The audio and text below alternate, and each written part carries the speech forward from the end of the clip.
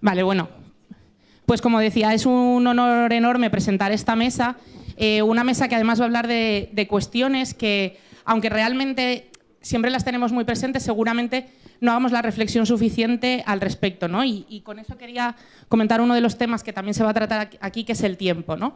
El tiempo en realidad lo es todo, el tiempo no es infinito para cada una de nosotras y realmente es una de las cosas que vendemos cuando vamos a trabajar, que empleamos cuando cuidamos, que empleamos cuando militamos y que empleamos en nuestro tiempo libre y en nuestro descanso, mucho menos de lo que nos gustaría y debería ser, ¿no? Y esa es una de las cuestiones, que el reparto del tiempo también es democracia y también es igualdad y también es lucha de clases, porque al final, ¿quiénes son las personas que más que más tiempo dedican a trabajos de cuidados, a trabajos precarios, que además de dedicar muchas horas en transportes públicos para ir porque no tienen coches con los que desplazarse, que además no es mejor ir en transporte público, ¿no? Pero es la clase trabajadora, ¿no? Frente a las personas ricas, a los ricos, demás, que siempre tienen mucho más tiempo libre. Y otra de las cuestiones que también vamos a tratar en esta mesa, que se llama Economía de los cuidados ante la crisis ecosocial, es precisamente esa crisis ecosocial que poco tenemos que decir ahora mismo cuando acabamos de ser testigos en Valencia, en mi tierra, precisamente, y también bueno, en Málaga, en Albacete y en muchos sitios más, y lo que vendrá, de las consecuencias de dicha crisis. Entonces, bueno, para eso contamos con una mesa increíble que me hace muchísima ilusión presentar. Voy a pasar ya a ir presentando a las ponentes. Les doy la palabra y así no perdemos más tiempo. En primer lugar va a intervenir Toni Morillas, que bueno, es toda una referente feminista, concejala en el Ayuntamiento de Málaga, exdirectora del Instituto de las Mujeres. También ella es experta en procesos participativos y bueno, militante de esta casa y del Partido Comunista. Entonces, te voy a pasar el micro, Toni. Os avisaré a los 10 minutos más o menos para que midamos los tiempos. A mí antes. Vale. Si no llegas, no te aviso. No, por la tendencia, tú sabes. Bueno, pues muchas gracias, compañeros y compañeras, muchas gracias a Irene y muchas gracias a Izquierda Unida por abrir este proceso de diálogo y de pasar a la ofensiva, ¿no? En cómo y sobre qué bases podemos iniciar ese proceso de construcción de un nuevo país que ponga la sostenibilidad de la vida y del planeta en el centro. Claro, esto que nos pasa mucho a las mujeres, ¿no?, del síndrome de la impostora, nos sigue pasando, da igual la cantidad de veces que hablemos en público y de los temas que hablemos. Y hablaba con Irene. No sé si hablar de Nancy Fraser, de Amaya Pérez Orozco, de la propia María Eugenia y de tantísimas feministas que desde distintas disciplinas académicas, desde su ámbito profesional, desde sus militancias, han aportado a este debate en torno a cómo reorganizar la vida, situando la vida en el centro y situando la garantía del derecho al cuidado en el centro. Pero he tomado la decisión de no hablar de ninguna de ellas, porque muchas de las cosas que vamos a decir hoy, pues bueno, forman parte de esas reflexiones colectivas, y hablar de la experiencia de autoorganización, de movilización y de lucha que han emprendido un grupo de mujeres, de madres, de niños y niñas con necesidades educativas especiales en la ciudad de Málaga. Un proceso de autoorganización y lucha para exigirle a la Junta de Andalucía que rectifique los recortes de recursos especializados dentro del aula. Y quiero contar esto porque me parece que contar esta experiencia de vida y de lucha de estas mujeres, de estas madres, de estos niños y de estas niñas, nos permite dibujar o ilustrar cómo se produce, una de las formas en las que se produce ese conflicto del capital con la vida, y nos permite situar el debate en torno a cómo la construcción democrática tiene que llegar hasta la cocina y hasta el baño también, y cómo la construcción democrática tiene que situar en el centro, como decía, la reivindicación del derecho al cuidado desde ahí. La vida y el trayecto que han tenido muchas de estas mujeres Es básicamente un trayecto en el que, por un lado, los servicios públicos de atención temprana que atienden las necesidades educativas, las necesidades específicas, cuando hay algún tipo de trastorno de desarrollo o algún tipo de discapacidad, es un servicio que está privatizado, que solo atiende de los 0 a los 6 años. A partir de los 6 años, pues los niños y las niñas y sus familias que se busquen la vida, donde además, cuando acude, lo que a las madres y a las familias, digo a las madres porque son fundamentalmente las que acuden, porque son mujeres, cuando acuden a este servicio lo que se les dice es: lo mejor que puedes hacer es, si tienes dinero, buscarte un recurso especializado en el mercado, porque con el recurso precario que aquí te vamos a tener no vas a poder atender las necesidades educativas y de cuidados que tu hijo o tu hija tiene. Lo que se encuentran es que cuando llegan al colegio, muchos niños y niñas necesitan no solo del profesional, de la profesional fundamentalmente de pedagogía terapéutica o de audición y lenguaje, sino que requieren también del personal técnico de integración social, que son quienes garantizan que los niños y las niñas, por ejemplo, cuando van en silla de ruedas o cuando tienen alguna dificultad para ir al baño o para poder comer con autonomía, son quienes garantizan que estos niños y niñas puedan hacerlo. Este servicio en Andalucía está privatizado. El personal técnico de integración social, que son fundamentalmente mujeres, es un servicio que está privatizado, que por tanto cuando llega el verano no cobran, que las van rotando de centro educativo en centro educativo, que de un año a otro cambian, por lo tanto el niño y la niña que establece un vínculo con esa profesional ve también erosionado algo que es fundamental para su proceso de desarrollo y de aprendizaje. La atención temprana también está privatizada y, como decía, también se da en muchos casos que se invita a la familia a que se les ponga a esos niños y a esas niñas un maestro sombra pagado con recursos de la familia para que ayude y acompañe dentro del aula pública a esos niños. En muchos casos, esos niños y esas niñas requieren de un apoyo posterior, con lo cual entran en el sistema de atención a la dependencia y de promoción de la autonomía personal. El tiempo medio de espera para recibir una resolución en Andalucía en este momento está en 603 días. 603 días para esperar a recibir un servicio que es fundamental para que una persona pueda tener un desarrollo de su vida autónomo. Por tanto, lo que tenemos es niños y niñas que, al no tener garantizados los apoyos que necesitan, no solo para la atención educativa, sino para vivir, se les está vulnerando no solo el derecho al cuidado que debieran de tener garantizado y provisto por parte de los poderes públicos, sino que, en tanto que es un derecho llave que garantiza el acceso a otros derechos, se les está vulnerando el acceso al conjunto de derechos fundamentales.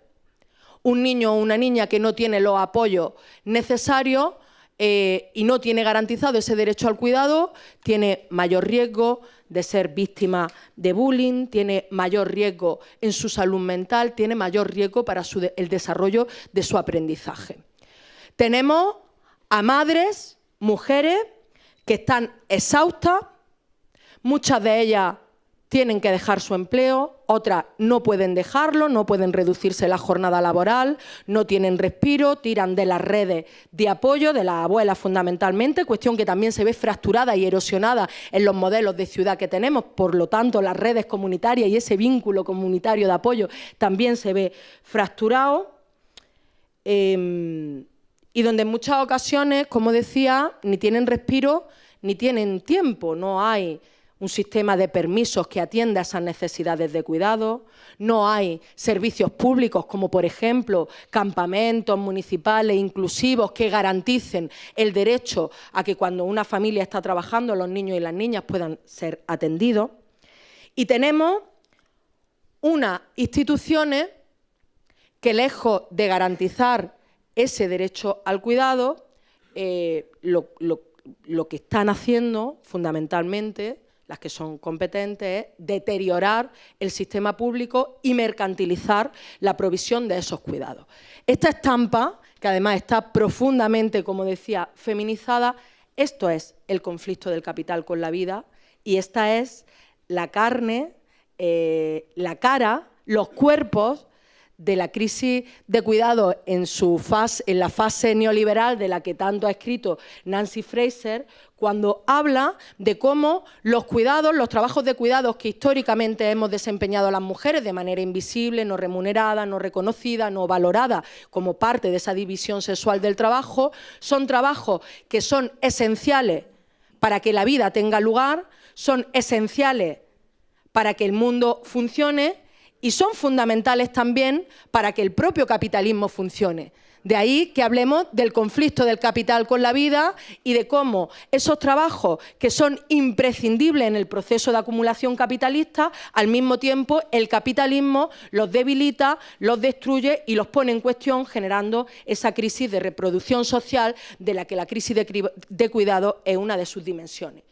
En esta fase neoliberal en la que Nancy Fraser caracterizaba la familia de dos proveedores, la manera de resolver o de atender esa crisis de cuidado es a través, por un lado, de seguir familiarizando la provisión de los cuidados y cargando sobre las espaldas y los cuerpos de las mujeres esos trabajos y, por otro lado, mercantilizándolos con lo que supone, fundamentalmente, de sostenimiento de los cuidados en el ámbito del mercado, de manera precaria, en esa caracterización de las cadenas globales de cuidado, en las que son las trabajadoras migrantes las que vienen a provisionar cuidados en condiciones, hasta hace 3 telediarios, el trabajo de hogar era de los pocos trabajos que en España seguían sujetos a un régimen especial, ¿no? Donde no había ni siquiera derecho a desempleo, y esto dice mucho de cuáles son los debes que hay en el ámbito profesional y del trabajo de los cuidados cuando se produce en el ámbito de lo laboral, pero también dice mucho de cuál es el valor social y económico que se le da a los cuidados. Por tanto, los cuidados operan como un vector clave y que está en la base de la desigualdad entre los hombres y las mujeres, atravesado evidentemente por todo el enfoque de interseccionalidad. No es lo mismo cuando además hay una situación de discapacidad, cuando las mujeres son racializadas, etcétera, etcétera, pero también opera como un vector de discriminación social y económica. ¿Qué pasa cuando en una familia hay una persona con enfermedad mental y no hay recursos para atenderla? ¿Quién la atiende? ¿No? En este país se acabó con la política con la política de los ingresos y del psiquiátrico, y la alternativa, ¿cuál fue? La alternativa no fue crear un sistema de apoyo y de políticas públicas, sino que la alternativa fue transferir la gestión de los apoyos y de los cuidados especializados que necesita, por ejemplo, una persona que tiene una enfermedad mental, transferirlo a la familia y volver a transferir a las mujeres el trabajo que esto implica. Por tanto, los cuidados se producen en unas condiciones feminizadas, invisibilizadas y reprivatizadas tanto en el mercado como en el ámbito de las familias. Por tanto, la pregunta que nosotras nos tenemos que hacer, y este es uno de los campos de disputa central con la reacción, frente a la reacción, es cómo vamos a responder y cómo vamos a resolver esa crisis de cuidado desde un enfoque feminista, desde un proyecto político democratizador, teniendo muy presente que este es uno de los terrenos de disputa material, cultural e ideológica central, ¿no? Esta mujer instagramer, Rorró, ¿no? Y todo el movimiento este de las tradwives y demás nos sitúan en cómo la familia y todo lo que genera de incertidumbre y de pérdida de seguridad para las familias trabajadoras, el cómo se van a provisionar esos cuidados, genera una reacción. Genera una reacción que, por tanto, nosotras, el situar cómo respondemos a esa crisis, y voy terminando, me voy a dejar la mitad de lo que quería comentar. Para mí la gestión del tiempo siempre es un problema, también en las intervenciones. Por tanto, es uno de los terrenos de disputa centrales, y el reto que tenemos, y este fue uno de los trabajos que cuando estábamos en el Ministerio de Igualdad hicimos con Clara, Amanda y otras compañeras, un trabajo importantísimo, poco visibilizado, a través de la Mesa Asesora de Cuidado, donde hicimos un proceso de elaboración política que concluyó con un documento de base para la puesta en marcha de un sistema integral de cuidado en nuestro país, que abordara esa respuesta a la crisis de cuidados desde dos enfoques. Desde el enfoque de cómo se incorpora los cuidados como un principio orientador del conjunto de las políticas, es decir, esto que planteaba Clara al inicio, de cómo frente a una dinámica mercantilista en la que el individualismo, la competitividad y el mito de la falsa autosuficiencia está en el centro, cómo construimos desde el principio orientador del reconocimiento de la interdependencia, la vulnerabilidad, la reciprocidad y cómo esto orienta el conjunto de las políticas y, por tanto, la manera en la que organizamos la vida, la comunidad y la economía, y también cómo ponemos en marcha un proceso de democratización de los cuidados, reconociendo un conjunto de derechos subjetivos que nos permitan poner en marcha ese sistema integral de cuidado. Y ahora sí termino. Para que esto sea así, es fundamental que lo hagamos desde una triple estrategia que pase por desfeminizarlo, desprivatizarlo y desfamiliarizarlo. Esta fue una de las conclusiones que después de ese proceso de debate adquirimos, y el abordaje de la puesta en marcha de ese sistema integral en el que el Estado asuma la corresponsabilidad que tiene para la provisión de los cuidados desde 4 enfoques. Uno, que tiene que ver con los usos del tiempo. No podemos abordar la reducción de la jornada laboral sin incorporar en el debate los derechos de conciliación corresponsable. 2, el sistema y el conjunto de políticas que garantizan el cuidado y la atención a la infancia, incorporando la diversidad funcional, la situación en la que están los nodos más vulnerables del sistema, los menores tutelados, los menores migrantes, etcétera, etcétera. 3, el sistema de atención a las personas mayores, a la discapacidad y a las personas dependientes desde un enfoque que permita también trazar una estrategia de desinstitucionalización. Y, por último, el abordaje de la profesionalización de todo lo que tiene que ver con los trabajos de cuidado. Abordar esto, y ya sí termino, implica una transformación profunda de nuestro sistema público y hacerlo desde ese enfoque de la corresponsabilidad. Y me gustaría terminar como arrancaba. Creo que esas mismas mujeres, madres de niños y niñas a las que me refería al principio, han sido capaces de construir desde el dolor y desde la reivindicación del derecho al cuidado un proceso que ha supuesto la politización para muchas de ellas y la incorporación a un proceso de participación política y de participación social, aun teniendo muy poco tiempo. Y creo que esa experiencia y esa referencia nos obliga a que dentro de este proceso de acumulación de fuerzas que se inicia hoy con el proceso de convocatoria por la democracia, pongamos en el centro el trabajo con todos los agentes, los actores que desde distintas miradas, desde distintas experiencias y distintas perspectivas están reivindicando el derecho al cuidado como un elemento central y motor de ese nuevo proyecto de país, ese nuevo proyecto de democracia que ponga la sostenibilidad de la vida en el centro y que esté en condiciones de confrontar con la reacción. Gracias.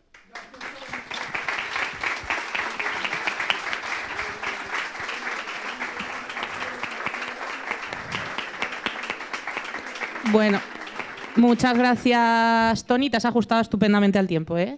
Te han sobrado 20 segundos.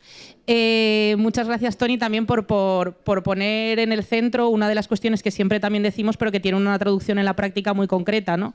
Que es porque los servicios públicos también son democracia, porque también nos cuidan y porque es el ejemplo concreto que está poniendo Toni sobre las madres de los niños con necesidades especiales se puede traspolar, sobre todo quienes vivís en Madrid, quienes vivimos en Andalucía lo sabemos bien, a esta ofensiva hiperprivatizadora de todos los servicios públicos, lo vemos en la educación, en la sanidad, etcétera.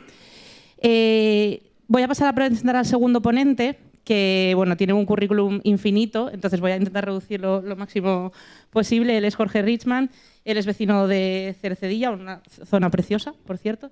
Aunque ha vivido en Madrid, en Berlín, en París, en numerosas ciudades. Él es ensayista, escribe poesía, actúa en cuestiones de ecologismo social, además enseña filosofía moral y política en la Autónoma de Madrid, en la Universidad Autónoma de Madrid. También es traductor, autor de decenas de ensayos sobre cuestiones de ecología política y pensamiento ecológico. Y bueno, su último poemario publicado, que es En el fondo del valle, ha muerto Jorge Richman. Y cuando quieras, pues... Bueno, muchas gracias por la invitación para compartir esta mañana el arranque de convocatoria por la democracia. Estaba diciendo, evocando al principio Clara Alonso en la introducción al acto, cómo se aspira a una democracia en sus dimensiones diferentes, ¿no? Y decía cívica, política, económica y social. Igual falta ahí el adjetivo ecológico, ¿no? Igual hay que hablar también de democracia ecológica, ¿no? Si pensamos la democracia como una tarea de inclusión, ¿no? Que va desplegándose a lo largo del tiempo, podemos preguntarnos inclusión hasta dónde, ¿no? Y si le ponemos también ese adjetivo a democracia, si hablamos de democracia ecológica, pues estamos apuntando entonces en dos direcciones diferentes, ¿no?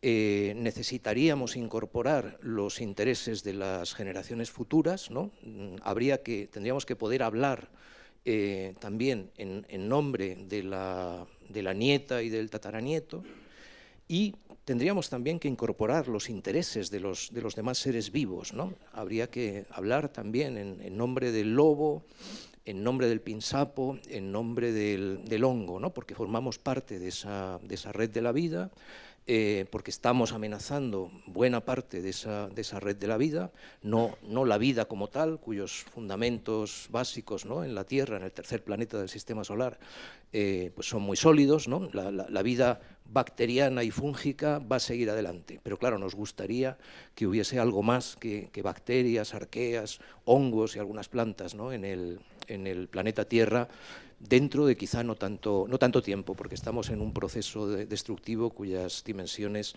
en general se nos escapan. Claro, frente a eso, es muy difícil el pensar de qué manera incorporar esos intereses, ¿no? Generaciones futuras, otros seres vivos.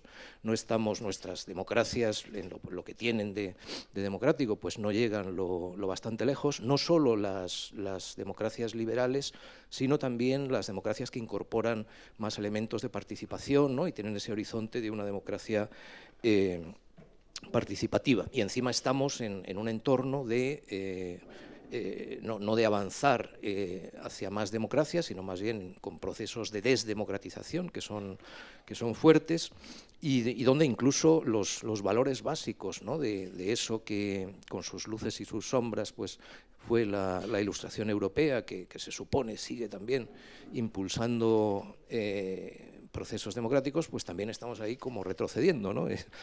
Hay no solo procesos de desdemocratización, sino hasta de la desilustración, ¿no? en la medida en que nuestras sociedades incorporaban, por ejemplo, los horizontes más universalistas. Bueno, frente a eso, ¿qué podemos plantear? Estamos además en sociedades con una complejidad social, económica, tecnológica, ecológica, es enorme, ¿no? Son sociedades muy complejas. De qué manera tomar decisiones democráticas que incorporen además ese horizonte más amplio en esta clase de sociedades, ¿no? Es un problema que se ha planteado desde hace ya algunos decenios, ¿no? Y tenemos alguna buena respuesta, ¿no? Tenemos dificultades para hacerlas avanzar de verdad, pero no porque no sepamos hacia dónde habría que caminar. Los referendos no son la herramienta más adecuada, incluso cuando tenemos condiciones para que sean referendos por iniciativa popular, por ejemplo, no son las herramientas más adecuadas para responder bien a esta serie de algunas cuestiones complejas, ¿no? Pensemos lo que es la transformación del sistema energético, ¿no? O hace unos años, pues un país como Uruguay tenía que decidir si empezaba a nuclearizarse o no. Claro, tenemos cuestiones de gran trascendencia sociopolítica que van a condicionar, ¿no? Si un país decide meterse por la vía de la energía nuclear, eso va a condicionar, ¿no? su forma de desarrollo económico, va a eliminar posibilidades, abriendo algunas también, pero va a excluir futuros posibles, va a introducir un nuevo paisaje de riesgos, y todo eso para tomar una decisión informada, pues haría falta no una campaña electoral al uso para un referéndum, sino poner a estudiar realmente al electorado durante un tiempo y dar herramientas de deliberación. Claro, eso no se puede hacer con el electorado en su conjunto, ¿no? No podemos poner en un país como el nuestro, pues decir, bueno, nos damos 6 meses para que 40 millones de personas dediquen un tiempo sustantivo de horas a la semana para estudiar una cuestión técnicamente compleja y después puedan decidir en conciencia, ¿no? Eso no se puede hacer así, pero sí que se puede introducir herramientas de democracia deliberativa que se han llamado de distintas formas, ¿no?, en las elaboraciones y las prácticas, las experiencias de estos decenios últimos. Minipopulus o minidemos es una de estas denominaciones, tribunales ciudadanos, núcleos de intervención participativa, asambleas ciudadanas, donde la idea de base es introduzcamos un elemento de sorteo, de manera que podamos seleccionar un número que baste para representar adecuadamente, que sea como una fotografía sociológica de nuestra sociedad, ¿no? Digamos, 1000 ciudadanos y ciudadanas elegidos por sorteo, pero que donde pues tengamos una mitad de varones y una mitad de mujeres, donde la estructura de clase quede recogida, donde la estructura profesional, o sea, en la medida en que seamos capaces que esa muestra, ¿no?, de 1 millar de ciudadanos y ciudadanas sea representativa del conjunto. Y lo que no puedo hacer con 40 millones sí que lo puedo hacer con 1000. Puedo decir, bueno, pues esta gente va a trabajar solamente a media jornada en sus asuntos y vamos a financiar la otra media jornada para que puedan estudiar y deliberar lo que está ahí en juego. Y después de un proceso de un tiempo, 6 meses, por ejemplo, pues se va a llegar a unas jornadas cara a cara. Durante ese tiempo van a estar conectadas por medios telemáticos esas personas, y luego habrá pues una jornada, a lo mejor 3 días, en las cuales se escuchará a expertos, expertas a favor y en contra del asunto que se está estudiando. Se podrá interrogar sin límite a esos expertos y expertas, y luego habrá una deliberación al final de la cual saldrá una decisión, ¿no? Esa decisión es idealmente representativa de lo que el conjunto de la sociedad, si pudiera decidir con sus mejores, en las mejores condiciones, tomaría esa decisión, ¿no?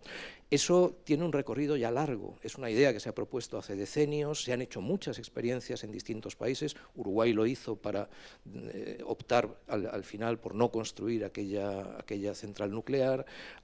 Eso se puede hacer a diferentes niveles, ¿no? Se ha hecho pues desde para decidir si se construía o no un polideportivo en un pueblo, hasta decisiones a escala estatal. Se ha practicado a menudo. Dinamarca, por ejemplo, lo ha hecho en muchas ocasiones desde los años 90 en adelante para tomar decisiones sobre política tecnológica, y en tiempos más cercanos pues tenemos que hacer frente a ese problemón que es, ya ni siquiera habría que llamarlo crisis climática, sino a la tragedia climática que está desenvolviéndose, que está desarrollándose ahora mismo, ¿no?, con una rapidez que impresiona a los investigadores e investigadoras que llevan decenios en el asunto y que ven cómo en los últimos años, particularmente a partir de 2022, todo está yendo, o sea, están sucediendo ahora los fenómenos que estaban previstos, ¿no?, el tipo de fenómenos que estaban previstos para dentro de 20, 30 o 50 años, ¿no? Eso, digamos, el riesgo enorme es que vayamos a esa situación que los investigadores e investigadoras pues llaman en inglés runaway climate change, ¿no?, un calentamiento climático rápido y descontrolado, donde ya muchas de las opciones de evitar los peores escenarios van desvaneciéndose. Tenemos ahí una urgencia enorme, y la manera correcta de responder a esto, si fuéramos una sociedad consciente de dónde está y con voluntad democrática, sería desarrollar al máximo la herramienta de las asambleas ciudadanas climáticas, que ya también se han probado, ¿no?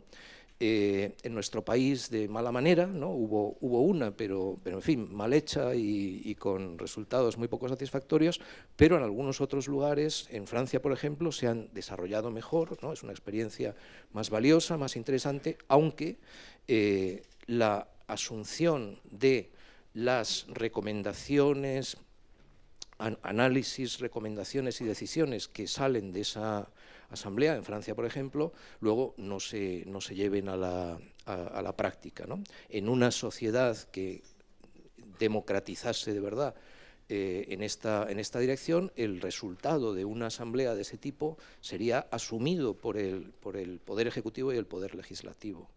No es el caso, claro, ahí estamos. Pero bueno, quería plantear pues este recorrido de las herramientas de democracia deliberativa que permiten tomar decisiones democráticas en sociedades de gran complejidad sociotécnica y ecológica. Gracias.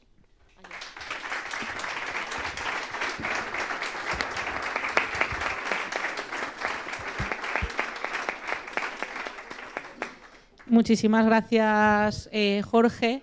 Lo estoy pasando un poco mal porque voy cogiendo ideas de las cuestiones que vais comentando para hacer, bueno, pues para comentar algunas de ellas y demás.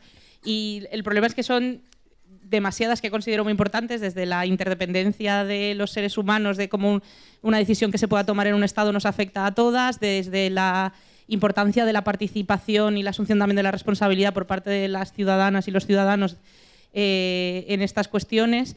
Entonces, bueno, pues no comento ninguna, y sí, porque si no me tiraría aquí 1 hora y media y no me corresponde ni a mí ni nada.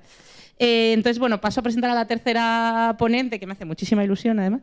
Ella es María Eugenia Rodríguez Palop, la conoceréis, pero bueno, ella es profesora titular de Filosofía del Derecho en la Carlos III, fue eurodiputada en la legislatura de 2019 a 2024, donde además puedo dar fe del enorme trabajo que hizo en defensa de los derechos de las mujeres, de los derechos sexuales y reproductivos y un largo etcétera.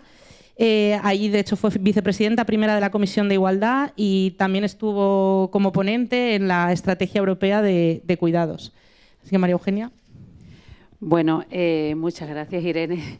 Una presentación súper cariñosa. A mí también me hace mucha ilusión estar aquí, que me presentes tú, que compartí contigo pues una buena temporada en Bruselas y que me acompañen pues personas a las que admiro y quiero mucho, ¿no? Toni, Jorge, en fin, con las que ya llevo vividas muchas cosas, ¿no? Y cosas muy buenas además.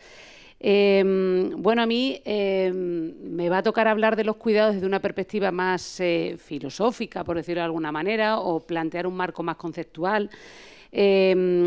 Pero no quiero dejar pasar algunas cuestiones que son datos, ¿no? Datos que hemos manejado en la Unión Europea. Yo, como ha dicho Irene, fui ponente en la Estrategia Europea de Cuidados y que ponen de manifiesto que los cuidados son la gran revolución de nuestro tiempo. La gran revolución de nuestro tiempo, y pueden llegar a ser una palanca muy transformadora en un sentido integral de la sociedad, de la economía, del Estado. Digo puede, porque evidentemente, también lo ha dicho Toni, hay una versión reaccionaria también de los cuidados, que lo que hace es fortalecer la división sexual del trabajo, entre otras cosas, y hay una gran disputa que es, bueno, que consiste en dilucidar quién se va a ocupar de los cuidados y en qué condiciones. Si estos cuidados van a recaer en el Estado, institucionalizados o no, o van a recaer sobre la familia, ¿no?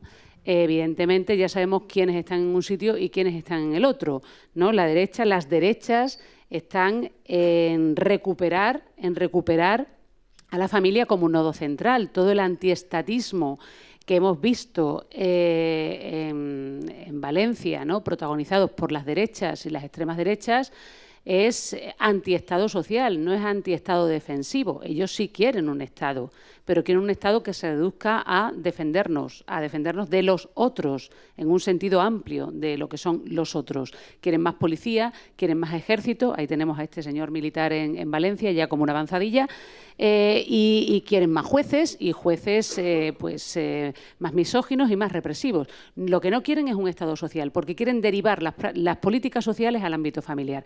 Y esto es muy importante porque eso va unido, digamos, a recuperar o refortalecer el rol convencional de las mujeres. Las mujeres son muy importantes para la extrema derecha. La extrema derecha no es exactamente misógina, es más feminista, antifeminista que misógina, porque en realidad lo que no quieren es que la mujer cumpla un determinado rol, pero sí consideran que la mujer es esencial para fortalecer, o para apuntalar lo que ellos consideran positivo. La mujer en un entorno convencional o conservador puede ser en la familia pues quien garantice la pureza racial, ¿no? Amanecer Dorado hablaba de ecología racial, ¿no? Y la hacía recaer fundamentalmente sobre el llamado ius sanguinis, es decir, ¿quién va a ser griego? Pues va a ser griego quien nazca de una mujer griega, no quien viva en Grecia, ¿no? Entonces, el ius sanguinis es el que garantiza la pureza racial y eso tiene mucho que ver con los embarazos, ¿no? Además, la mujer garantiza la teoría del gran reemplazo. Por la misma razón, ¿no? ¿Quién va a formar parte de la nación sino quienes han nacido aquí, ¿no? Garantiza también el uso y costumbre normalmente asociado a las iglesias, me da igual si son católicas o pentecostales, ¿no? Pero quienes están formando hoy parte de las iglesias pentecostales son fundamentalmente mujeres jóvenes, es decir, en edad de reproducción. Y además son quienes garantizan la herencia, esto es, que los ricos de toda la vida sigan siendo los ricos de toda la vida, es decir, que haya un líder que esté consagrado por su superioridad histórica. Es decir, las derechas no creen tampoco en la meritocracia. Las derechas lo que quieren es volver a los modelos conservadores del siglo XIX, donde la propiedad privada y la herencia es un eje central para determinar la clase social.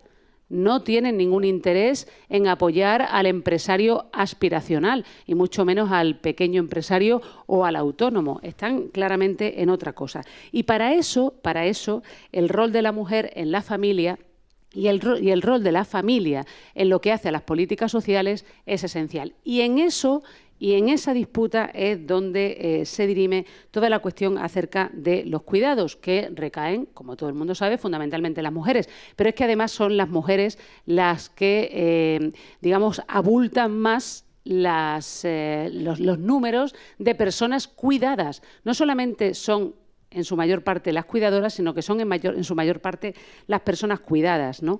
Hay 7,7 millones de mujeres que han abandonado el mercado laboral en la Unión Europea para trabajar en el mundo de los cuidados frente a 500,000 de varones. Faltan varones y faltan instituciones. Hay 8,9 millones de mujeres que tienen un trabajo parcial, a tiempo parcial, por razón de los cuidados frente a 560.000 varones. Faltan varones y faltan instituciones. Esas mujeres que desempeñan cuidados informales pierden anualmente, esta es la penalización de los cuidados, 287.000 millones de euros. Esto es lo que dejan de ingresar. Es decir, el trabajo gratuito tiene números, ¿no? Y además ese trabajo informal constituye entre el 2,4 y el 2,7% del Producto Interior Bruto de la Unión Europea. Con esto lo que quiero decir es, y pongo simplemente el marco, ¿no?, de lo que significa revalorizar el mundo de los cuidados y lo que significa poner en el centro a la mujer en ese mundo. Y el marco general, ¿dónde queremos, digamos, colocar este paquete? Si lo queremos colocar en el ámbito familiar, en el ámbito de lo privado, o lo queremos colocar en el espacio público. Ahí es donde está la gran disputa. Decía que iba a hablar del marco más o menos, bueno, filosófico es mucho decir, ¿no? Pero del marco conceptual de los cuidados, porque para pensar los cuidados como palanca de transformación y, por tanto, resituar este discurso en el lugar adecuado, yo creo que hay que conocer o hay que, como en todo en la vida, ¿no? Hay que hacer la genealogía, como en todo en la vida, ¿no? Los cuidados tienen, en el ámbito, por ejemplo, feminista, digamos, de la movilización de las mujeres, tienen dos anclajes. Un anclaje de carácter teórico, porque el feminismo es una ideología política, y un anclaje de carácter social, porque el feminismo también es un movimiento militante. En cuanto al movimiento militante, los cuidados lo que hacen es vincularse al feminismo que sabe que el cuerpo es un elemento central de la política. Y esto conecta, por ejemplo, con algo tan relativamente reciente como fue la huelga de los cuidados de 2018, que nos enseñó que el cuerpo es esencial, al menos en cuatro aspectos que tienen que ver con el feminismo. Uno, que el cuerpo, como decía Rita Segato, es un campo de batalla y, por tanto, objeto de violencias. Y ahí hablamos de lo que queráis, ¿no? Violencia institucional, como puede ser la de prohibir el derecho al aborto, y todo lo que tiene que ver con los derechos sexuales y reproductivos, o violencia de género, violencia sexual, violencia vicaria. Dos, el cuerpo es fuente de subjetividad, y ahí es donde conecta el feminismo con el movimiento de las personas LGTBIQ, ¿no? Porque también es fuente de identidad. Tres, el cuerpo es lo que nos conecta, y él lo ha dicho muy bien también Jorge, ¿no? Como dice todo Jorge, siempre bien. No, el cuerpo nos conecta con el mundo de los recursos naturales, de las fuentes energéticas, ahí hablamos de ecodependencia, porque la crisis civilizatoria de la que estamos siendo testigos es también la crisis de los valores masculinizantes asociados al progreso infinito, al crecimiento infinito, al individualismo, al egoísmo y al onanismo.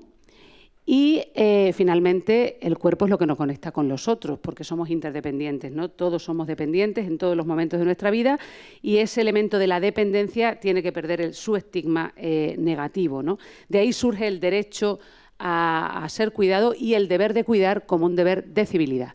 Por tanto, lo que hace el feminismo como militancia es este feminismo, al que yo he llamado muchas veces feminismo relacional, es decir, el cuerpo es un elemento central para el feminismo y es un elemento central para hacer política.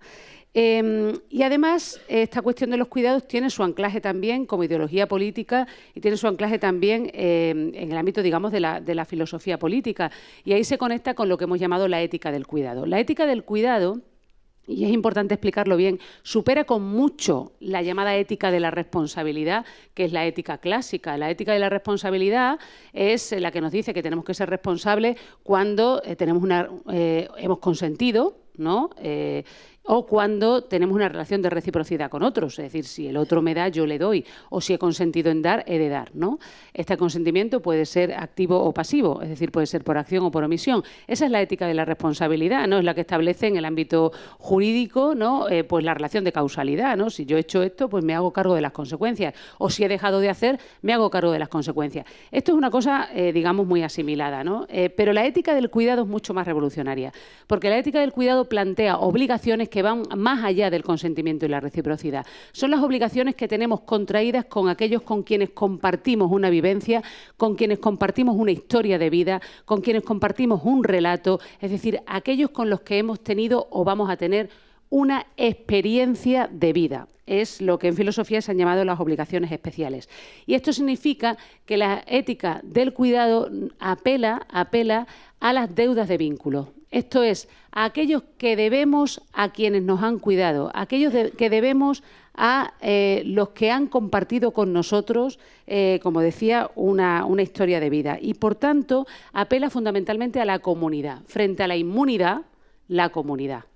Es decir, apela a lo que compartimos. Apela también a un compartir y a una comunidad que va más allá del espacio y del tiempo. Esto es, que nos conecta con las generaciones pasadas, porque les debemos al menos el recuerdo. De ahí que el deber de memoria y el derecho a la memoria tienen mucho que ver con la ética del cuidado, y además nos conecta con las generaciones futuras de las que ha hablado también Jorge. Y nos conecta además con personas que están en otro lugar. No solamente nos conecta, digamos, en el tiempo, sino también en el espacio. Por eso es importante destacar la labor que en los cuidados realizan esas mujeres migrantes, y es importante también destacar todo lo que tiene que ver con la cadena global de cuidados. Bien,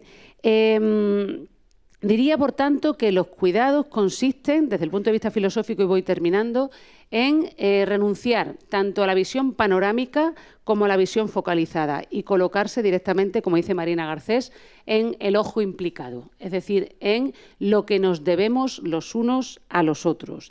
Y, por tanto, lo importante para el cuidado no es ni el yo ni el nosotros, sino lo que hay entre nosotros.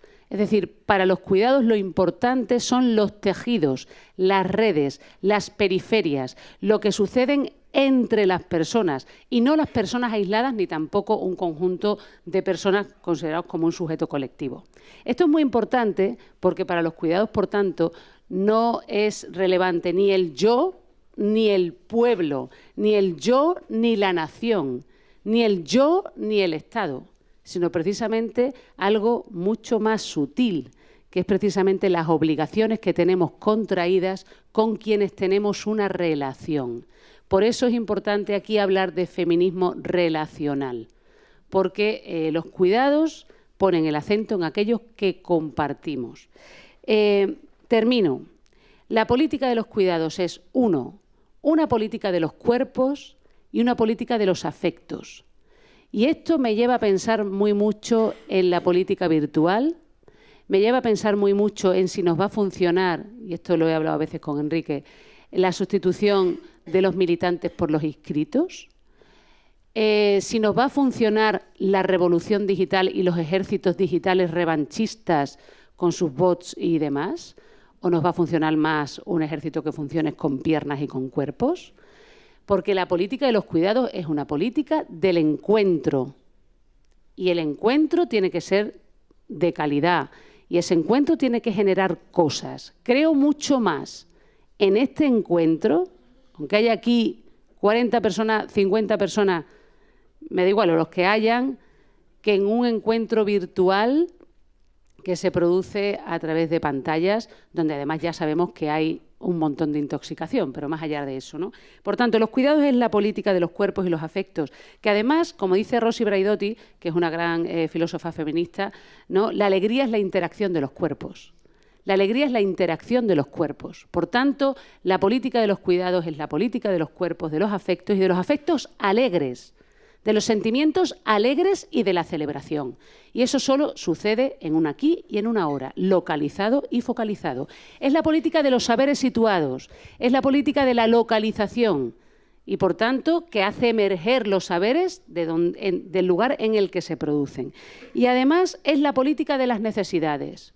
Y esto es importante porque supondría, y termino de verdad ahora sí, Irene, supondría superar completamente el esquema del Estado keynesiano, del Estado social, donde las políticas sociales son subsidiarias del sistema productivo o de una política de consumo, porque pone en el centro las necesidades y revisa con eso incluso toda la conceptualización clásica de los derechos humanos, basada fundamentalmente en esquemas protoliberales y basada fundamentalmente en el individualismo.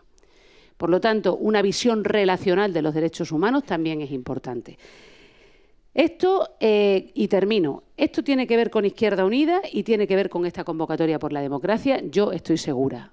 Porque en este momento de gran orfandad, y no me duelen prendas decirlo, de gran orfandad, a pesar de estar en las instituciones y estar en el Gobierno, o quizás por eso, no lo sé, pero en este momento de orfandad sí creo que este tipo de iniciativas son muy necesarias. Creo que hay ciertos liderazgos aquí representados que son muy necesarios y creo que Izquierda Unida sí tiene una responsabilidad, porque dentro de la izquierda es todavía un partido que sigue teniendo raíces. Las ha mencionado Clara. Impresiona. Es curioso, pero impresiona. ¿Cuántos partidos, pregunto, cuántos partidos de izquierda pueden decir lo mismo? Y esto es muy importante.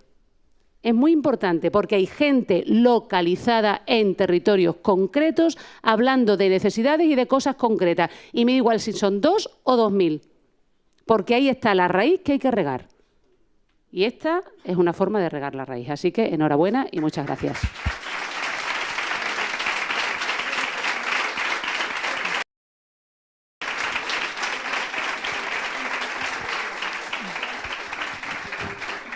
Muchísimas gracias, María Eugenia. Siempre es un gusto escucharte y gracias también por la defensa de las raíces, la defensa de la militancia de los cuidados, porque muchas veces se desprecian, se minusvaloran, pero realmente yo, por lo menos, es la razón también por la que empecé a militar. Y paso ya, vamos llegando al final, aún nos queda un ratito de la mesa. Voy a presentar a Alberto Coronel. Él es doctor en filosofía, especializado en el área de ecología política contemporánea, coordinador del Laboratorio Filosófico del Decrecimiento y militante del movimiento Rebelión Científica, en el que ejerce de portavoz. Actualmente dedica gran parte de su actividad al análisis del crecimiento capitalista como enfermedad planetaria, que ya dice mucho. Así que nada, cuando quieras. Bueno, muchísimas gracias. Para mí es un auténtico placer y un honor estar aquí. Espero, bueno, y compartir mesa, si es que se puede decir a un sitio que no tiene mesa, con estas personas a las que respeto y admiro. He traído para esta sesión, me ha costado bastante enfocarla, pensarlo, pero he traído 3 historias que creo que ponen de relieve una enfermedad crónica, y un reto democrático. Concluiré con algunas ideas de qué manera estas 3 historias, con esta enfermedad crónica y este reto democrático, pueden ser abordadas. La primera de estas historias tiene que ver con una inquietud que atraviesa tanto mi investigación como mi militancia en Rebelión Científica. Y le doy un poco de contexto a esto. Como en el ámbito de la filosofía, comencé a percibir que normalmente definíamos las cosas con la cabeza y con las palabras del diccionario, pero que existen otro tipo de definiciones, otras formas de conocimiento que son del estómago. O sea, definiciones del estómago que nos hacen sentir directamente y no tanto entender. Voy a poner un ejemplo, porque mi objetivo sería dar la definición del estómago de qué es para mí rebelión científica y por qué milito en ese espacio y por qué es importante actualmente. La definición del diccionario de la cabeza podría decir que rebelión científica es un colectivo que trata de impulsar la convergencia entre la democracia y la comunidad científica. Ok, definición de diccionario. Pero para dar la definición intestinal, por así decirlo, de rebelión científica, o el sentimiento que creo que une a las personas que estamos allí, quiero recordar una primera historia, que es la narrada parcialmente en un documental muy bonito llamado The Fire of Love. No sé si lo habéis visto, de 2 vulcanólogas, de Katie Kraft y Maurice Kraft, que compartían el amor por los volcanes y su amor por la Tierra, y viajaban por la Tierra estudiando el comportamiento de los volcanes. La vida de Maurice y Katie cambió definitivamente en 1985 con la erupción del Nevado del Ruiz. Si no conocéis, una erupción que derritió glaciares, generó lenguas de lodo y arrasó la ciudad de Armero, produciendo 25.000 muertos. El rostro más famoso de esta tragedia fue la de Mayra Sánchez, porque tristemente fue el rostro que durante 3 días pudo hablar con la prensa. Eso fue un fenómeno desgarrador que nos lleva a un sentimiento desgarrador, que es que la comunidad científica estaba avisando que iba a suceder lo que sucedió. ¿Cuál es la definición intestinal de rebelión científica? La desolación que supone saber que algo va a pasar de estas características y después suceda.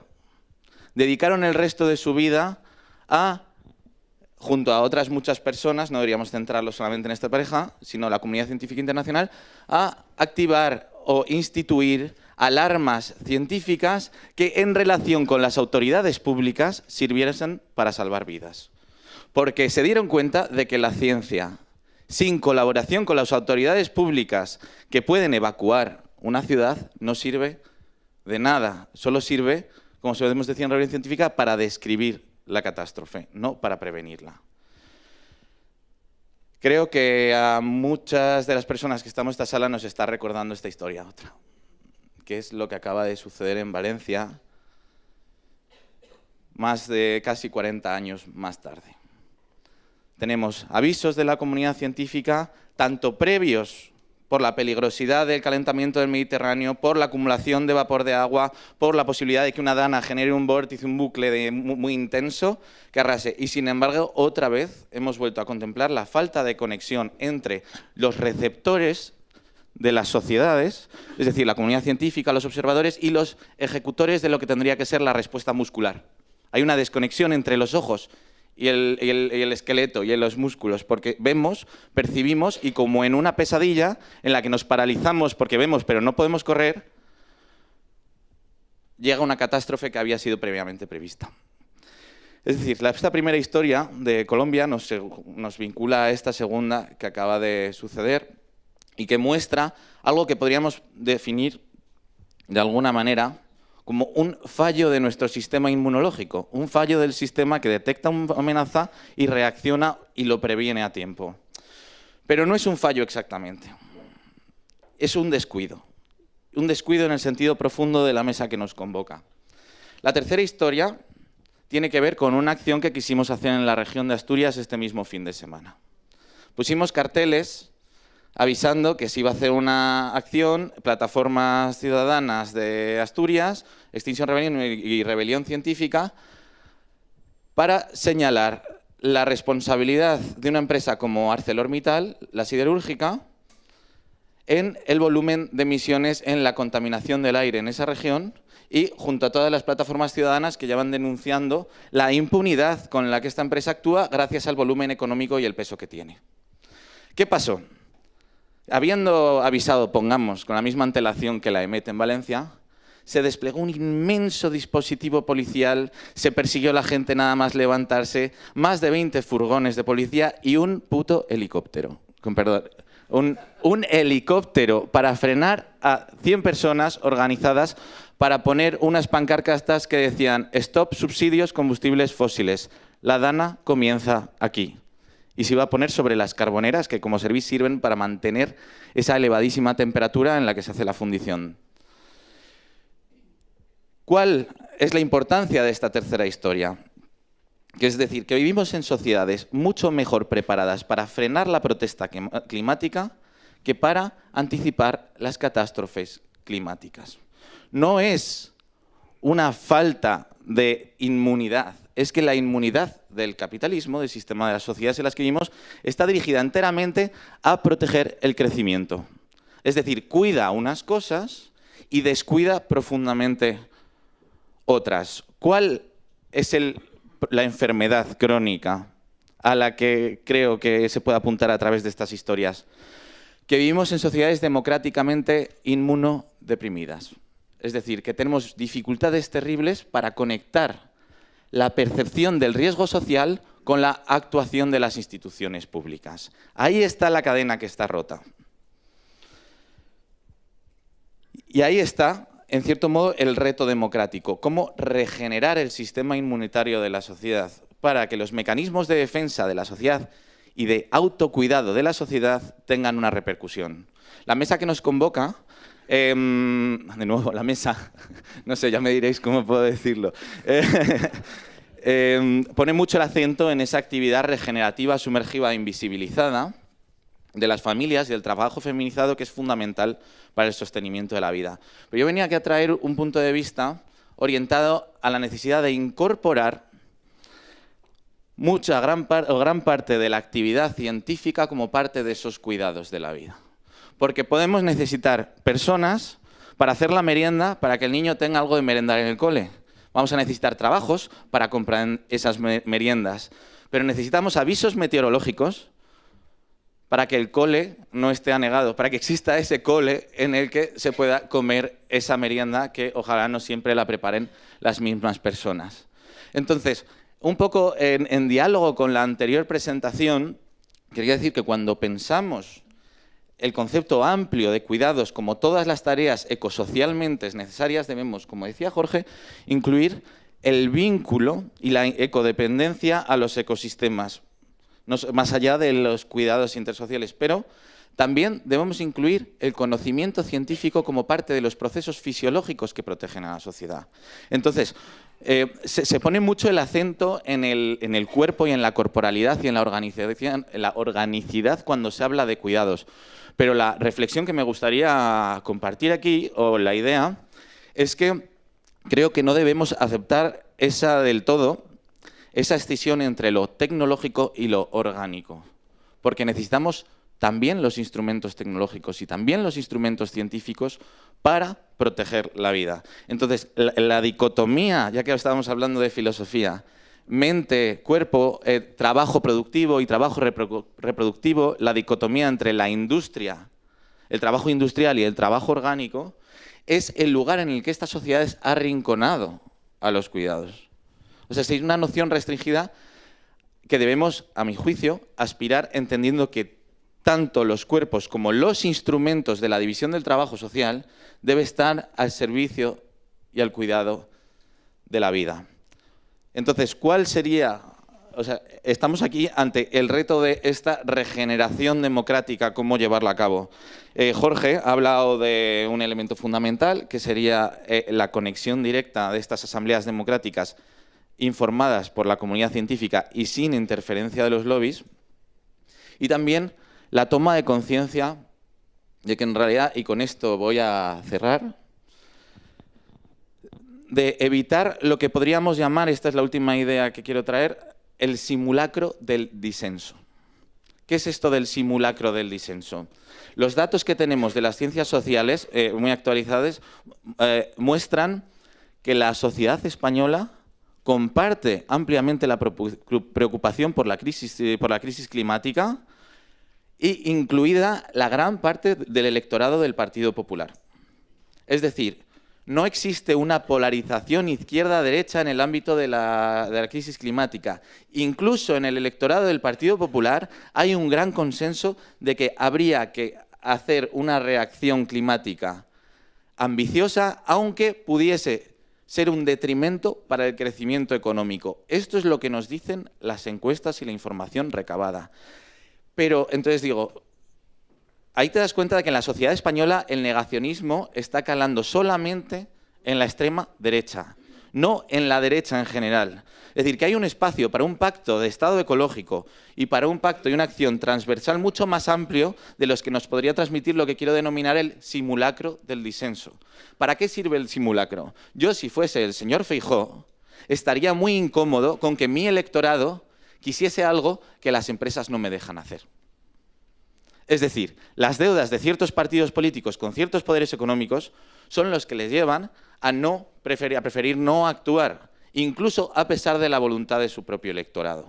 Entonces, una de las cosas muy importantes es que dejemos que nos quitemos la percepción de esa polarización y de esa enemistad social en muchos aspectos que en otras sabemos que lo tenemos, en el ámbito de la ecología, porque creo que el Estado español, el territorio español, llamémoslo como lo llamemos, está bastante preparado y bastante concienciado para hacer acciones más valientes de lo que podríamos pensar si nos dejemos llevar por la repercusión en redes sociales, de las fake news, etcétera. Entonces, para concluir y con ánimo de invitar a al diálogo,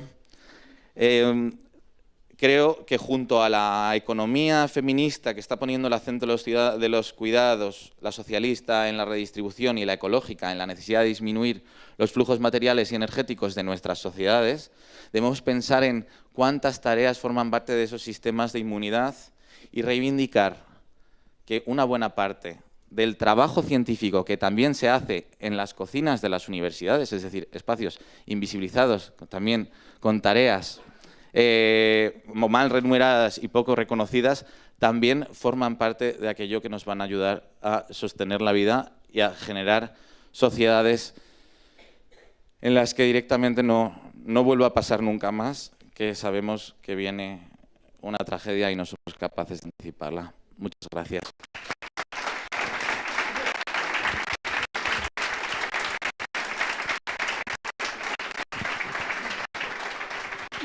Muchas gracias, Alberto. Muchas gracias por la defensa de la ciencia como herramienta de cuidado también y que debe estar al servicio la vida, no del capital, como sucede.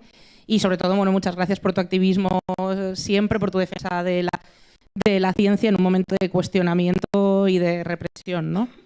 Pero si hablamos también de cuidados y hablamos de tiempo, el mundo del trabajo no se puede quedar fuera, ¿no? Es un eje fundamental de nuestra sociedad y para ello pues está aquí Carlos Gutiérrez, es trabajador de la Telefónica y desde el último Congreso de Comisiones Obreras es el responsable de estudios y formación sindical. Bueno, Carlos, pues cuando quieras. Pues en primer lugar quería agradecer la invitación a Comisiones Obreras a participar en este proceso que Izquierda Unida inicia hoy, ¿no? Y que os llevará a un proceso participativo que os llevará con otra gente, esperemos también con la gente del ámbito sindical, a construir una propuesta de país, una propuesta de profundización democrática, ¿no? El ser el último en un panel, no en una mesa, ¿no? En un panel como, como este, creo que también ese era el concepto. Creo que también te da la perspectiva, ¿no?, de que todos los ámbitos y todas las perspectivas que nosotros hemos abordado aquí están interrelacionadas. No podemos entender lo que ocurre en el ámbito laboral, no podemos entender lo que ocurre en el mundo del trabajo sin relacionarlo con la cuestión de los cuidados tratadas anteriormente. Ni, por supuesto, que decir tiene que no podemos abordar la cuestión laboral, la cuestión económica, sin hacer referencia, sin enmarcarla en la crisis ecológica que viven nuestras sociedades, que vive el mundo que nos rodea. Por tanto, creo que esta es una primera idea que me parece fundamental, ¿no? La interrelación de todas las perspectivas que aquí hemos abordado en este panel, ¿no? Pensando un poco cómo afrontar el debate, ¿no?, cómo afrontar esta conversación, me venía a la cabeza, porque Comisiones Obreras ha iniciado un proceso congresual y por tanto hemos tenido que elaborar ponencias y por tanto caracterizar el mundo que nos rodea, ¿no?, caracterizar la realidad para intentar abordarla y concretar líneas de actuación para intentar enfrentarla, ¿no?, en pos de una profundización en la justicia social y la democracia, ¿no? Y con lo que ha comentado Clara en el inicio del acto de hoy, con lo que he podido leer estos días para preparar la charla, veo que coincidimos mucho, ¿no?, de forma muy clara en la caracterización que vivimos, ¿no?, un momento, una realidad de incertidumbre, de ruptura de un orden que ha venido rigiendo durante décadas, ¿no?, la ruptura de ciertos paradigmas, los retos ecológicos, los retos de cuidados. Bueno, creo que hay una caracterización que compartimos con lo que Izquierda Unida, ¿no?, ha elaborado.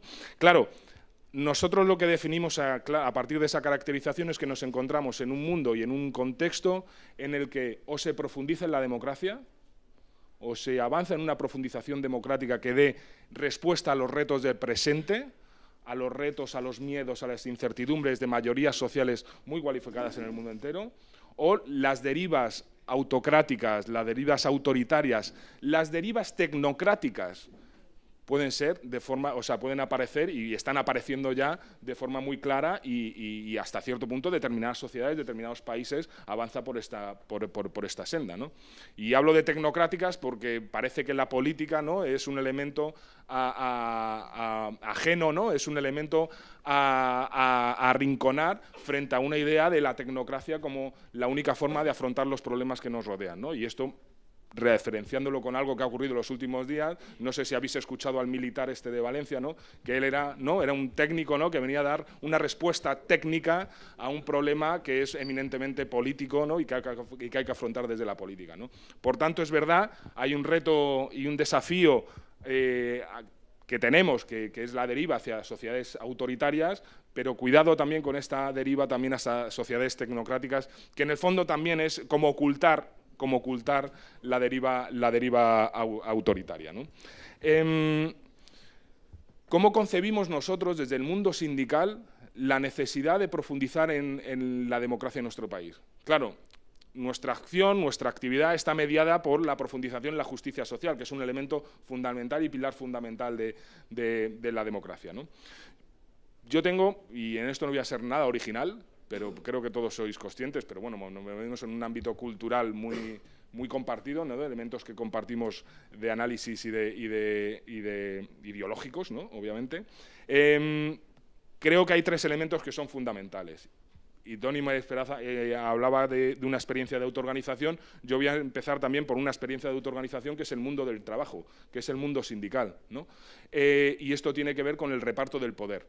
Profundizar en la democracia tiene que ver con profundizar en el reparto del poder. El poder económico, el poder en las empresas y el poder en la sociedad.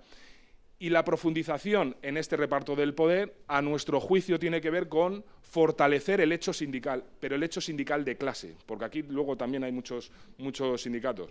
El hecho sindical, muchas naturaleza, muchas caracterizaciones de los sindicatos y bueno, yo creo que es pertinente, ¿no? De definir exactamente lo que a nuestro juicio es el mundo del trabajo organizado que profundiza en esa democracia a través del reparto del poder, ¿no? ¿Qué quiero decir con esto?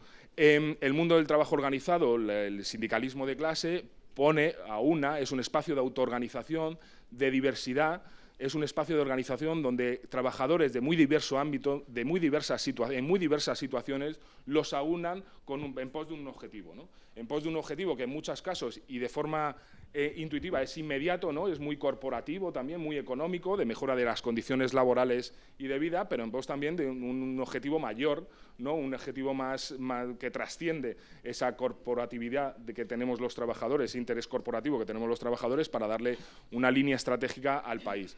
Y esto parte de la idea del trabajo desde 3, y con la conversación que se han comentado antes, desde 4 ámbitos.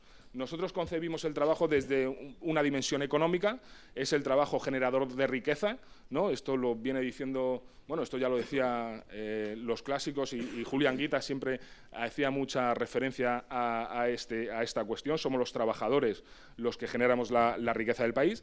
Desde una cuestión social, ¿no? El trabajo como cohesionador social de un país y de estabilización social. Desde una cuestión ecológica, ¿no? No podemos, como decía antes, no podemos desvincular el trabajo de la crisis ecológica y, por tanto, hay toda una referencia, ¿no? Una aproximación al trabajo desde esta mirada, ¿no? Desde esta mirada ecológica, pero también, y esto me parece fundamental, al trabajo desde una dimensión política.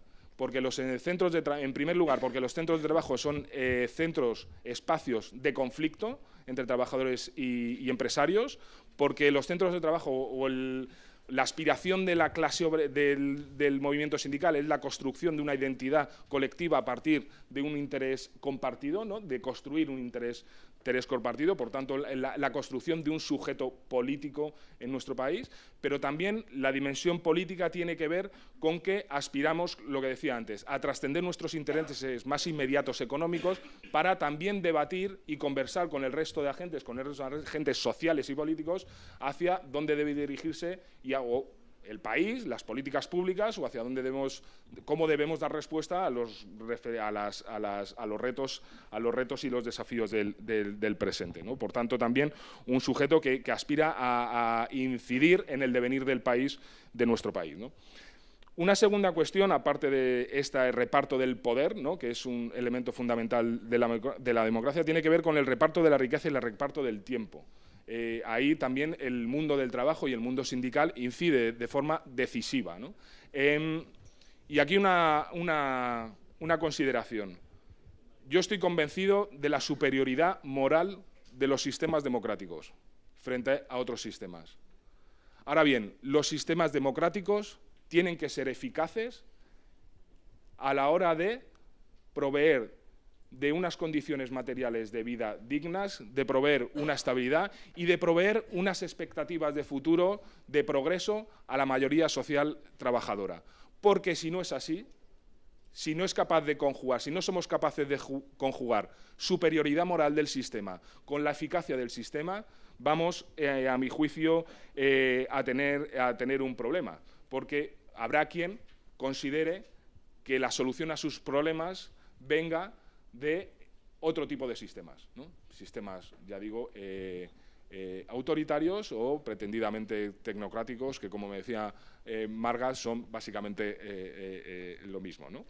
En este sentido, yo creo que la distribución, el reparto de la riqueza es un elemento sustancial y es un elemento que, como podréis suponer, desde el ámbito sindical le prestamos mucha atención, ¿no?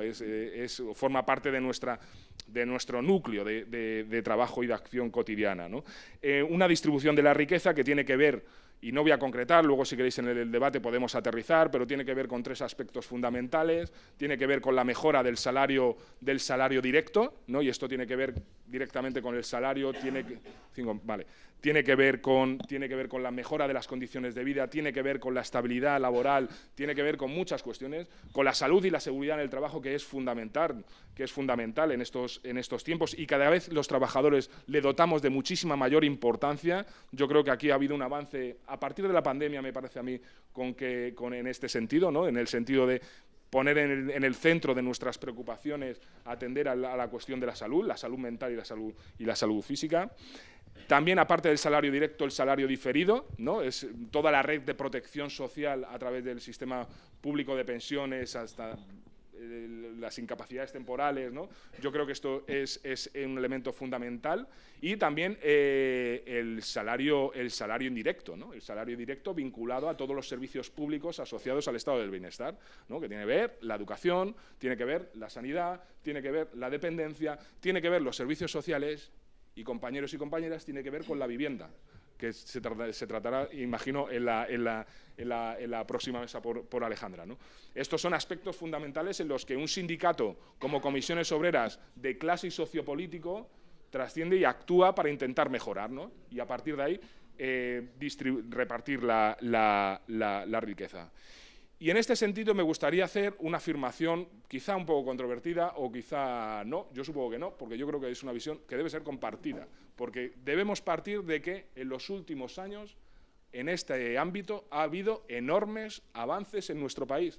Creo que los gobiernos de coalición progresista, creo que con la actuación y la incidencia también del mundo sindical, ha provocado enormes avances de nuestro país. Se han roto determinados paradigmas históricos, ¿no? Aquí no se podía subir el salario mínimo interprofesional porque esto iba a generar paro, no se podía ofrecer estabilidad a los trabajadores porque la forma de ajustar en crisis las empresas era vía destrucción de empleo, ¿no? De finalización de contratos temporales, que era la vía de ajuste, también el despido, ¿no? Y había que facilitar el despido. Bueno, todos estos paradigmas que han venido guiando las políticas públicas laborales y económicas desde los años 80, desde los años 70 y 80, bueno, en los últimos tiempos hemos venido a decir que no era así, que no era necesariamente así, que había otra opción de afrontar los problemas desde el ámbito económico y laboral. Y, por tanto, yo creo que este es un elemento sustancial, que es que esta convocatoria por la democracia no parte de la nada, sino parte de los profundos avances, los enormes avances que se han dado en este ámbito de la distribución de la riqueza, ¿no? Del reparto de la riqueza y la redistribución de la riqueza durante estos últimos años. Esto no quiere decir que no haya enormes problemas de desigualdad, enormes problemas de precariedad, enormes problemas de acceso a la vivienda, enormes problemas de coste de la vida, ¿no? Porque ha habido un importante bocado a los salarios reales, al poder adquisitivo de los salarios durante los últimos años, que ahora empezamos a recuperar, pero que creo que ha generado todo un malestar que está ahí, ¿no? Que se percibe, ¿no? Cuando la gente va a comprar, ¿no? Bueno, el caso, tener en cuenta esta cuestión, ¿no? Yo creo que hay avances muy notables durante los últimos años en la distribución de la riqueza, en el reparto de la riqueza, pero enormes retos también que afrontar en el futuro, y que creo que el proyecto de país que surja de este proceso de participación, pues creo que también puede animar y dar cuenta de ello. La segunda cuestión, y voy rápido porque además esto ya se ha comentado, el reparto del tiempo. El sindicalismo de clase también es un obseso, ¿no? Desde tiempos originarios en la distribución, en el reparto del tiempo, en la reducción del tiempo de trabajo. Hay que ganar tiempo al trabajo, hay que ganar tiempo de autonomía, porque el tiempo que dedicamos en los trabajos, los trabajadores y las trabajadoras, no es tiempo autónomo, no es tiempo propio, es tiempo que dedicamos a lo que nos mandan otros, como es normal, y esto está establecido así en este sistema. Pero hay que ganar tiempo al trabajo, ¿no? Y Esto se ha comentado, yo creo que también repartir los cuidados, el tiempo de cuidado, ¿no? A través de la corresponsabilidad, que ahí el sindicato también ha elaborado pues toda una propuesta de estrategia de cuidados, ¿no? Que creo que es fundamental. Porque esa también, a partir de esta distribución del tiempo, de este reparto del tiempo, cómo afrontaremos también la desafección política, la desafección social y permitiremos generar o construir un entorno en el que sea más favorable la construcción de redes, de lazos sociales y de favorecer la participación política de las personas, ¿no? El compromiso político y social, cultural de las personas.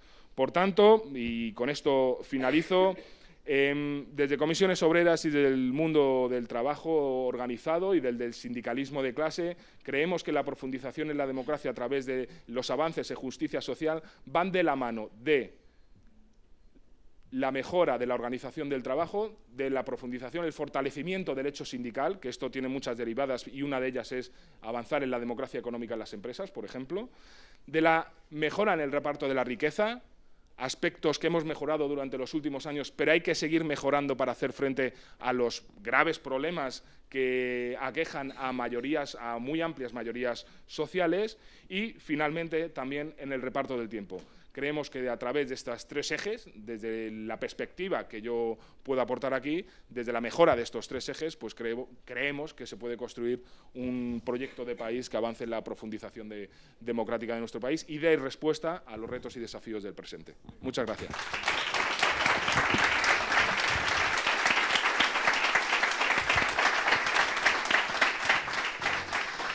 Nada, al final muy ajustado a los tiempos. Yo odio esto de moderar por ser el aparato represor del tiempo, pero bueno, es lo que toca. Nos quedan unos minutos, Clara, para hacer un pequeño debate o si alguien quiere hacer alguna pregunta a alguna de las ponentes. Preguntas, no reflexiones y breves, porque no tenemos mucho tiempo tampoco. Entonces, ¿alguien? Bueno. Tan breves no hace falta. Sí. Pues si no hay... Sí, estoy segura, pero... Venga, ahí tenemos a alguien. Sí, siempre hay que romper el hielo, el primero no. Pues nada, muy breve, ya que estamos en la mesa de cuidados y han salido cosas como, por ejemplo, la necesidad del contacto físico del aquí y el ahora o los riesgos de la tecnocracia. ¿Qué hemos aprendido de la pandemia, sobre todo en los posibles errores de mantras que haya podido abrazar la izquierda y cómo volveríamos a afrontar una nueva situación de emergencia como esa? Casi nada. Si hay alguna más... Vale. Perdón. Bueno, yo solamente quería comentar sobre la ética de la democracia. La ética de la democracia, bueno, aquí hay muchos filósofos, cosa que me alegra, porque yo también soy de filosofía y parece que está bastante abandonada. Es una asignatura a ganar. Ahora mismo la democracia está en absoluta de caída libre y teniendo las bases, digamos, orientadas para resolver este problema, la verdad es que se está trabajando en muchos ámbitos en destrozarla cada vez más. Entonces, a mí me parece que se han dicho aquí muchas cosas importantes, el problema de las mujeres, la situación del medio ambiente, la ciencia y la conciencia y lo que hay que también destacar, y bueno, el mundo del trabajo, pero me parece que hay que destacar sobre todo el papel de los pueblos, de las personas como el eje central de todo lo que debe de superarse en este mundo que está cayendo a pasos acelerados. Así que hay que coger las riendas y los remos y tirar para adelante con fuerza. Gracias. Silvia, ¿quieres hablar? ¿Alguien más? O si no, les damos la... Vale, perdón, que no... Sí, una cosita que eché en falta en el panel es cómo vamos a abordar las cosas, ¿no? comportándonos o con el lenguaje y el ángulo de vista que se viene trayendo, que ha impuesto el sistema que predomina, porque no he escuchado la palabra autocrítica y me parece que tenemos que tenerlas muy presentes, tenemos que ver cómo lo hacemos. Desde la izquierda estos días escuché, no aquí, pero en otros lados, necesitamos más poder, más poder, más poder para cambiar la sociedad. ¿Pero poder para qué? Para cambiarla ¿cómo? Como yo digo, como a mí me parece que es mejor, como los que estamos acá decidimos, o escuchando a la gente y viendo cómo se hacen las cosas y desde un ángulo distinto, porque hasta en nuestro lenguaje está metido el militarismo. En la ciencia, yo vengo de ese mundo, está metido el militarismo. Se habla cuando la gente prospera, que tiene tantos artículos de impacto, de alto impacto. O sea, entonces hay mucho juego de poder.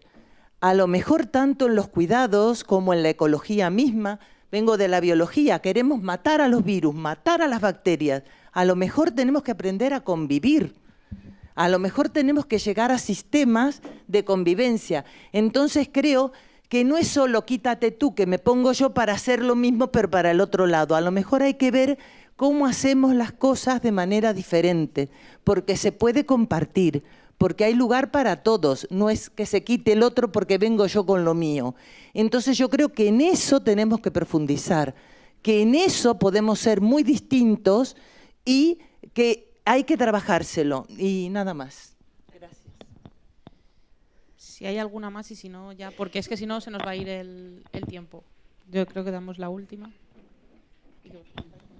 Bueno, muchas gracias por las ponencias a todos y a todas, han sido súper interesantes. A mí particularmente, yo como un alumno que está haciendo una tesis en el mundo romano y particularmente en los métodos de decisión en la antigüedad, me ha interesado mucho la idea de las asambleas similares a los demos. Y me ha interesado mucho también, asociado a un problema que también había en la antigüedad, que es la perversión muy rápida de ese tipo de sistemas precisamente por el auge o el posible auge de perspectivas o tendencias demagógicas dentro del mismo.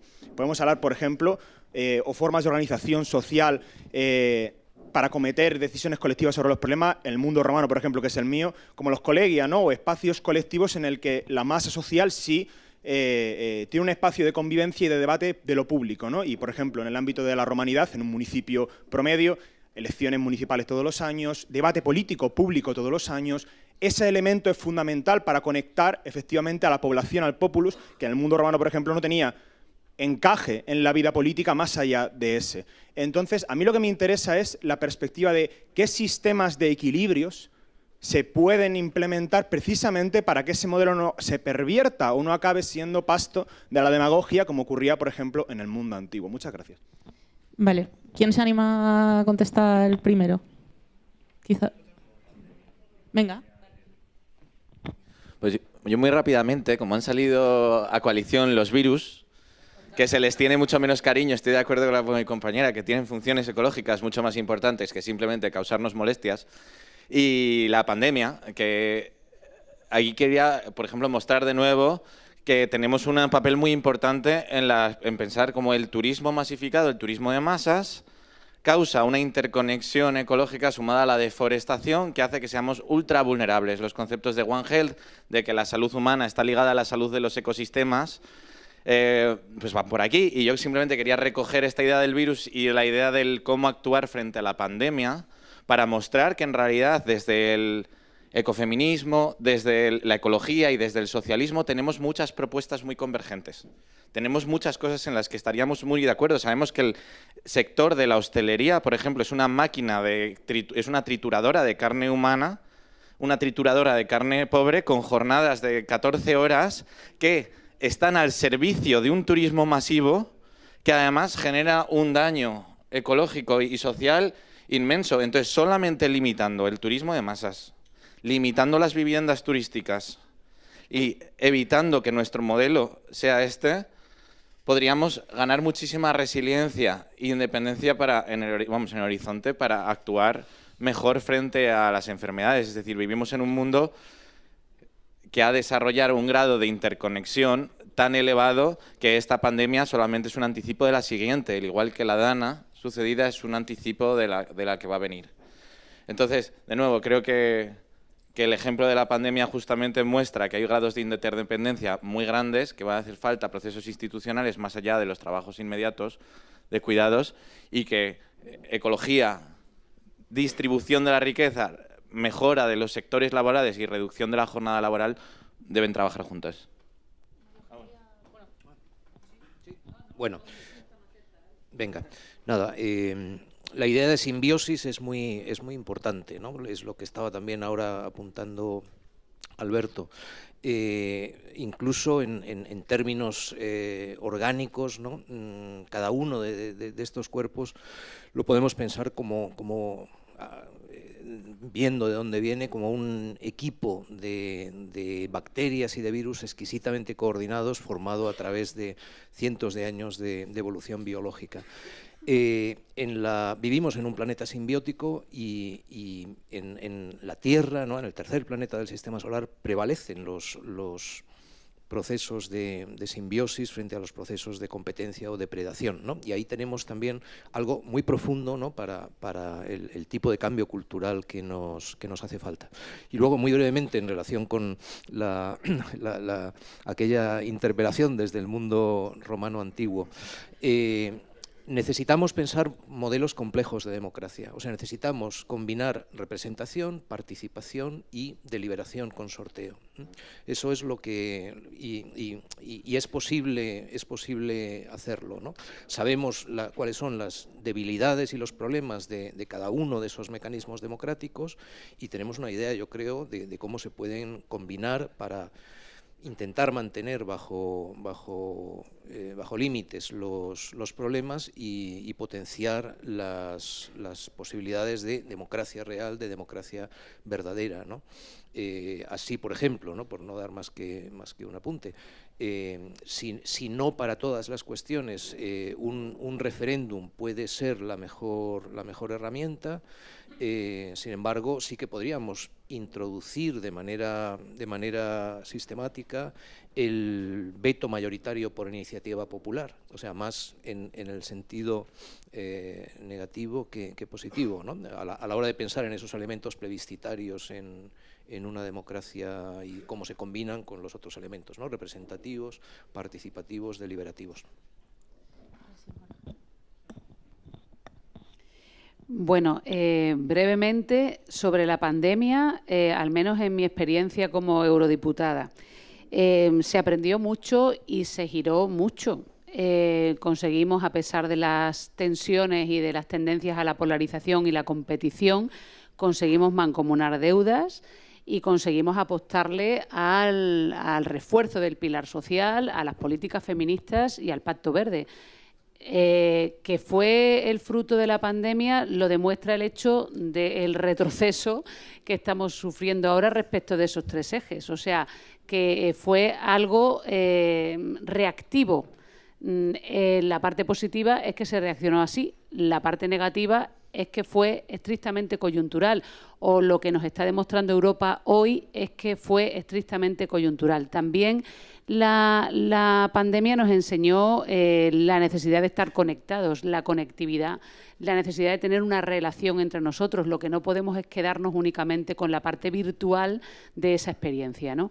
Entonces, bueno, hay que ver las dos cuestiones, ¿no? Lo que conseguimos avanzar y para evitar, en cierto modo, pues los retrocesos o las regresiones que ahora nos amenazan.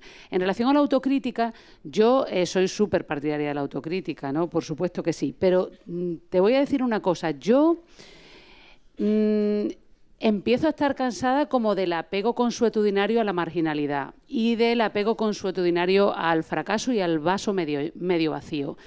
Quiero ver el vaso lleno. Quiero ver, no medio lleno, lo quiero ver lleno entero.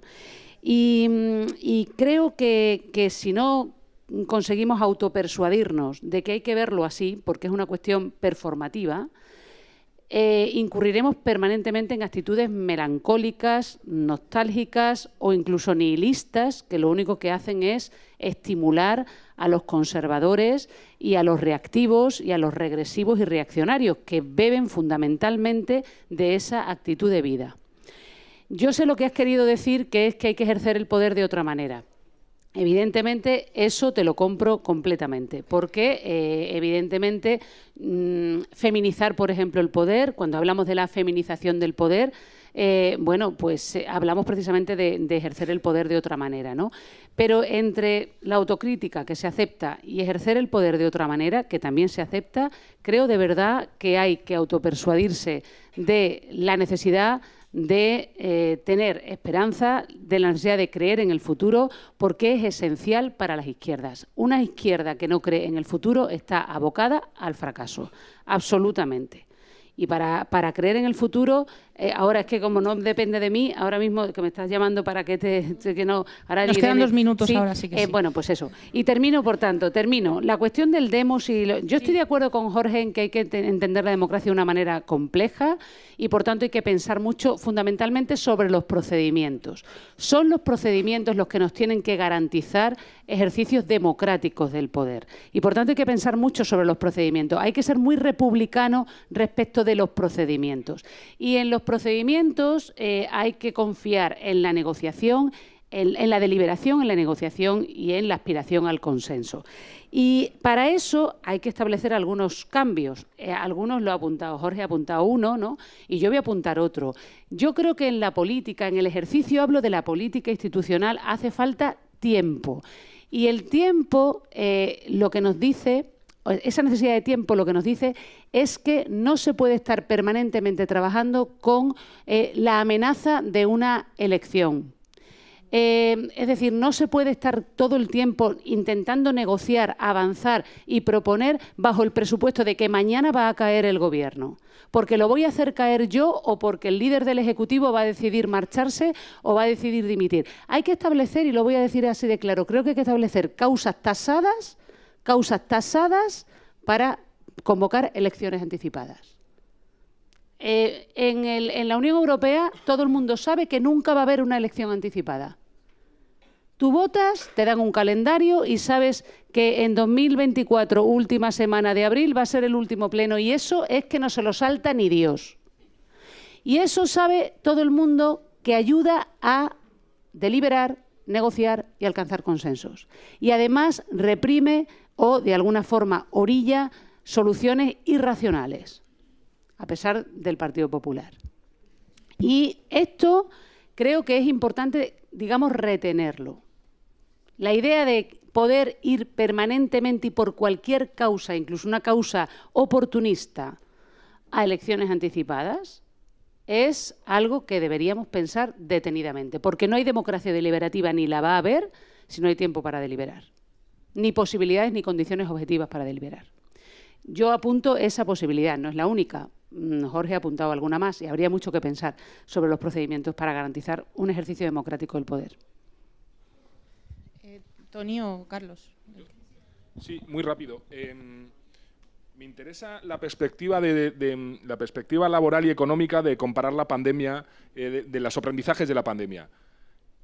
Creo que cómo hemos afrontado a día de hoy el impacto de la DANA en materia de empleo, en materia económica y en materia de cuidados, no hubiera sido así sin la experiencia de la pandemia. La pandemia nos enseñó que era mejor en términos de justicia social y eficacia económica proteger el empleo, proteger las rentas, que abrir puertas para el ajuste empresarial a través del despido, ¿vale? Por tanto, yo creo que ahí hay un aprendizaje fundamental en nuestro país a partir de la pandemia en esta línea, ¿no? Ahora, cuando vengan mal dadas, bueno, sabemos que es necesario y mejor económicamente y laboralmente y en términos de justicia social, proteger empleo y proteger rentas. De hecho, la reforma laboral aprobada hace ahora 2 años introduce en nuestro marco legal mecanismos para afrontar desde esta manera, desde este espíritu, los problemas y los shocks económicos que pudieran venir en adelante, ¿no? Por tanto, yo creo que la pandemia es un drama, fue un drama, pero en términos laborales y en términos económicos produjo muchos aprendizajes para nuestro país que en el fondo lo que hicieron también es contradecir lo que se había venido haciendo durante décadas, ¿no? Sobre el tema del poder, porque yo he hablado de la necesidad de repartir el poder, ¿no? Profundizar en el reparto del poder como mecanismo para la profundización en un sistema democrático. Entiendo lo que ha dicho Való, entiendo que la idea va en cómo ejercer el poder es diverso, el poder es múltiple, existen muchas formas del poder, pero quedémonos con aquella cita de aquel hombre que decía que salvo el poder todo es ilusión. Es decir, o tenemos poder para transformar o, bueno, pues ejerceremos buenos debates, seremos los más inteligentes, tendremos las mejores propuestas, pero no tendremos capacidad de llevarlas a cabo. Y esto, sindicalmente, lo sabemos mucho. En nuestras ponencias, aparte de todas unas líneas de acción por parte del sindicato para afrontar los desafíos, los retos del presente, que son múltiples, diversos y muy profundos, hacemos una aseveración fundamental, que es que si no tenemos capacidad organizativa, que es la que nos otorga el poder, podremos tener la mejor caracterización, el mejor análisis, la mejor la propuesta, pero no seremos capaces de llevarla a cabo. Por tanto, quedémonos con esa frase, salvo el poder, todo es ilusión.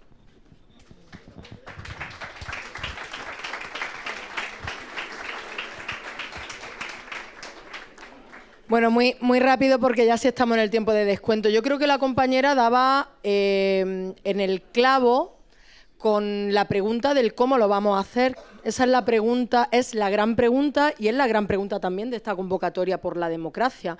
¿Cómo lo vamos a hacer? Desde la autocrítica, si es posible sin latigazos, ¿no? Si es posible la autocrítica con una voluntad constructiva, reflexiva, porque también estamos muy habituadas en la izquierda a que en muchas ocasiones, demasiadas, hablamos de autocrítica y al final acabamos en el lamento. Pero la pregunta del cómo lo vamos a hacer es la clave.